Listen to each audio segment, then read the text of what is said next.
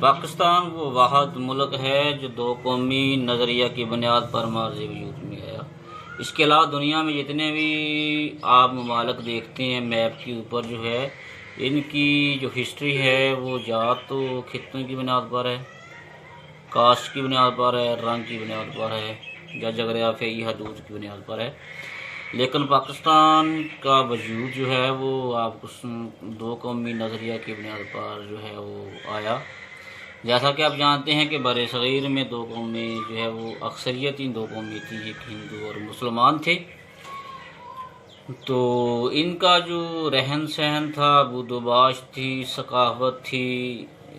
تہذیب تھی اور مذہبی اقدار جو تھیں وہ ایک دوسرے سے ملتی نہیں تھیں۔ اور پاکستان کا جو تشخص ہے وہ چند دنوں کی بات نہیں ہے، اس کا آغاز جو ہے وہ بہت عرصہ پہلے ہو چکا تھا۔ اس کی جو رہنما تھے، اس تحریک کے جو روح رواں تھے،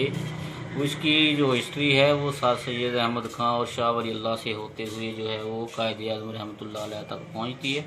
اور قائد اعظم پاکستان کی تحریک کی آخری رہنما ہیں جن کی قیادت میں پاکستان کا خطہ جو ہے دنیا کے نقشے پر ابھرا۔ تو پاکستان کی بنیاد جو ہے وہ اسلامک کی آئیڈیالوجی پر مشتمل ہے۔